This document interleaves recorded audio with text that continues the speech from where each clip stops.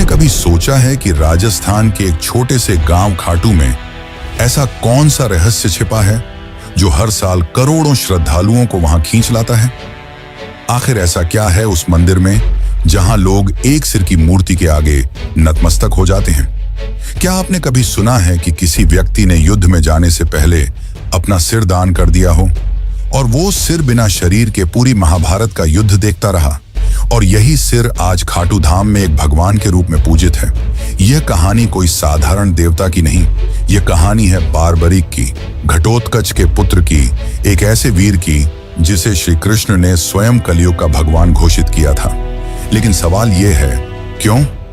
बर्बरीक ने ऐसा क्या किया कि कृष्ण को उनका सिर मांगना पड़ा? और क्या सच में खाटू श्याम वही बारबरीक हैं?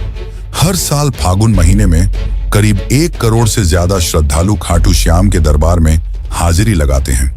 कई लोग दावा करते हैं कि उनके यहाँ जाने भर से उनकी अधूरी मनोकामनाएं पूरी हो जाती हैं। किसी को नौकरी मिलती है, किसी को संतान सुख, तो कोई मृत्यु के मुंह से लौट आता है।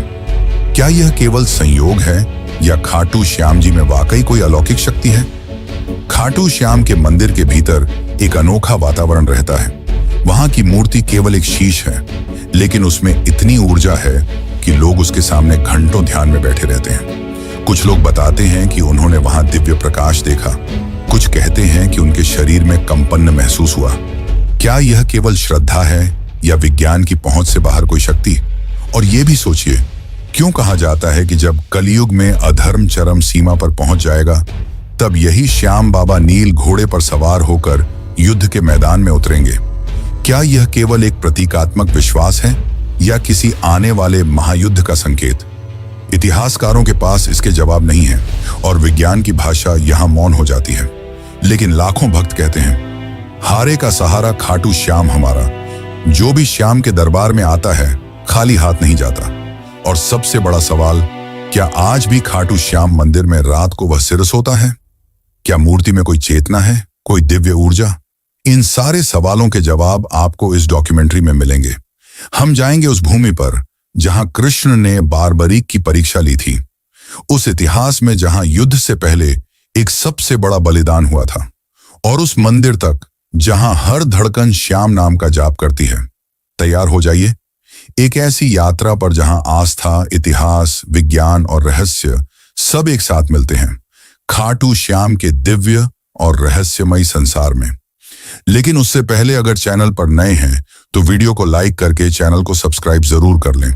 ये आपके लिए तो फ्री है, पर इससे हमारी काफी मदद हो जाती है।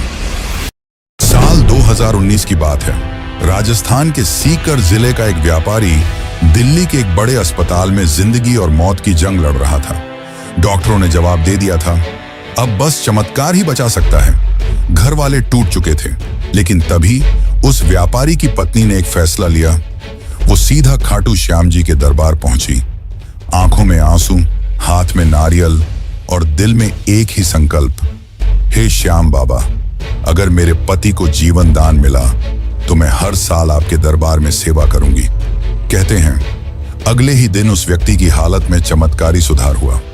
डॉक्टर तक हैरान थे, लेकिन यह सिर्फ एक कहानी नहीं है। ऐसे हजारों किस्से खाटू धाम से जुड़े हैं, जहां विज्ञान की सीमाएं खत्म हो जाती हैं और आस्था शुरू होती है।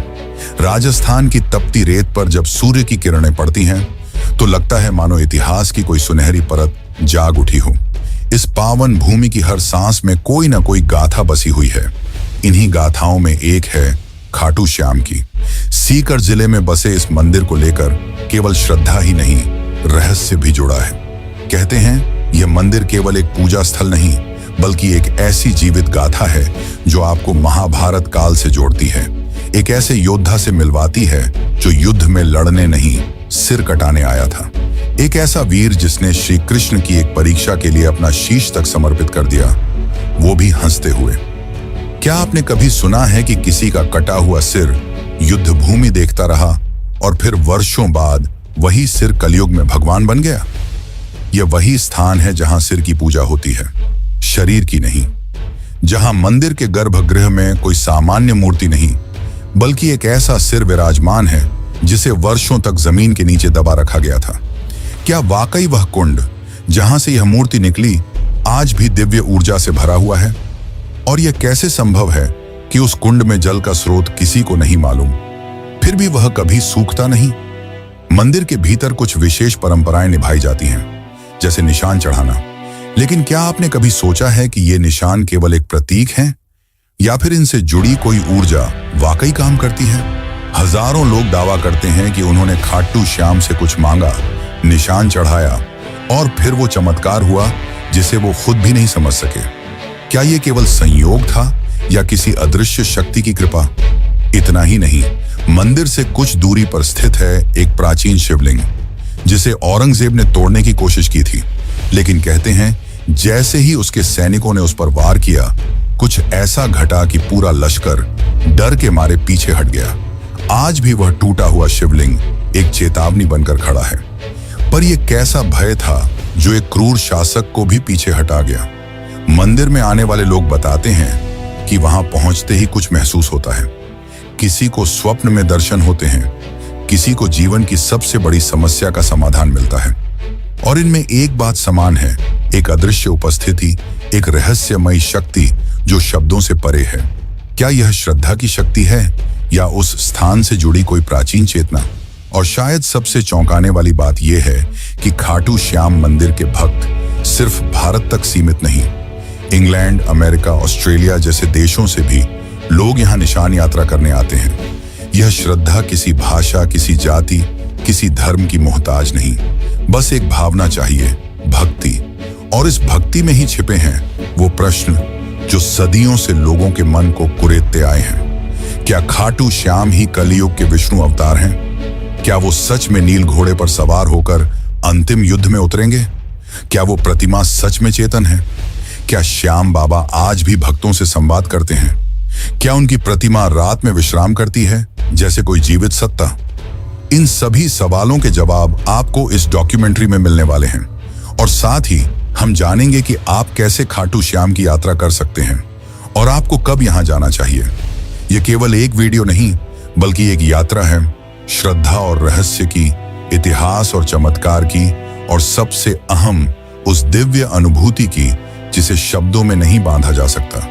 तो आइए चलिए उस रास्ते पर जो आपको केवल एक मंदिर नहीं बल्कि एक चमत्कार से रूबरू कराएगा, खाटू श्याम का चमत्कार। बाबा खाटू श्याम का संबंध महाभारत काल से माना जाता है। वे घटोत्कच के पुत्र थे। कथा की शुरुआत होती है उस अंधकारमय दौर से जब कौरवों और पांडवों के बीच तनातनी अपने चरम पर थी। हस्तिनापुर का राजमहल राजनीति, द्वेष और षड्यंत्रों का केंद्र बन चुका था। दुर्योधन के मन में पांडवों के प्रति द्वेष दिन ब दिन बढ़ता जा रहा था। उसे यह भय सताने लगा था कि यदि युधिष्ठिर को राज्य मिला तो भविष्य में कौरवों की सत्ता समाप्त हो जाएगी और वह स्वयं एक सेवक बनकर रह जाएगा। इसी भय और ईर्ष्या ने उसे एक भयावह योजना बनाने को प्रेरित किया, पांडवों को समाप्त कर देने की योजना। भीष्म पितामह ने जब धृतराष्ट्र को युधिष्ठिर के राज्याभिषेक का सुझाव दिया, तब दुर्योधन ने धृतराष्ट्र के मन में विष भर दिया। उसने कहा, यदि एक बार युधिष्ठिर राजा बन गया तो फिर कभी यह राज्य हमारे पास नहीं लौटेगा। धृतराष्ट्र युधिष्ठिर को योग्य मानते थे, लेकिन दुर्योधन के आग्रह के सामने वह असहाय हो गए और पांडवों को वाराणावत भेजने का निर्णय ले लिया। लेकिन यह सिर्फ एक यात्रा नहीं थी, यह एक घातक जाल था। दुर्योधन ने वाराणावत में एक महल बनवाया, ऐसा महल जो बाहर से तो वैभवशाली दिखता था, लेकिन भीतर से एक अग्निपाश था। लाक्षागृह यानी वह भवन लाख, चर्बी, सूखी घास और अन्य ज्वलनशील वस्तुओं से बना था। उसका इरादा था कि एक रात जब पांडव गहरी नींद में हों, उस महल को आग लगाकर उन्हें सदा के लिए समाप्त कर दिया जाए। लेकिन नियति ने इस षड्यंत्र को असफल करने के लिए एक और योजना रची थी, और उसमें शामिल थे विदुर। उन्हें इस षड्यंत्र का आभास हुआ और उन्होंने पांडवों को गूढ़ संकेतों में आगाह किया। विदुर ने सुरंग खुदवाने वाले कारीगर को भेजा और कहा कि एक गुप्त रास्ता वन तक बनवा लिया जाए ताकि आपातकाल में जीवन बचाया जा सके। फिर वह रात आई जब पुरोचन ने महल को अग्नि के हवाले करने की योजना बनाई, लेकिन इस योजना से पहले ही भीम ने प्रतिकार किया। अग्नि वहीं फैली, लेकिन अपने साथ पुरोचन उसकी योजना और निर्दोष भीलनी को भी ले गई। उधर पांडव सुरक्षित सुरंग से निकलकर हिंडनी नदी के किनारे पहुंचे और विदुर द्वारा भेजी गई नौका में सवार होकर दूर एक घने जंगल में जा पहुंचे। और यहीं से प्रारंभ होती है एक नई कथा, एक वीर योद्धा, एक राक्षसी कन्या और एक ऐसे पुत्र की गाथा जो आगे चलकर 3 बाणों से युद्ध का रुख बदलने की शक्ति रखता था। इस जंगल में रहते थे हिडिंब और उसकी बहन हिडिंबा। हिडिंब एक नरभक्षी राक्षस था जो मानव मांस खाकर जीता था। उसने अपनी बहन को आदेश दिया कि जंगल में विचरते पांडवों को मारकर उसका भोजन तैयार करे, लेकिन नियति ने इस कहानी को कुछ और ही रूप देना तय किया था। जब हिडिंबा भीम के सामने पहुंची तो वह उसके वीर व्यक्तित्व और तेजस्विता पर मोहित हो गई। राक्षसी होते हुए भी उसके भीतर प्रेम की एक ज्योति जल उठी। भीम की रक्षा करते हुए हिडिंबा अपने भाई से विरोध कर बैठी। इससे नाराज होकर हिडिंब ने भीम पर आक्रमण किया और फिर शुरू हुआ एक घमासान संग्राम। यह युद्ध शक्ति और छल का नहीं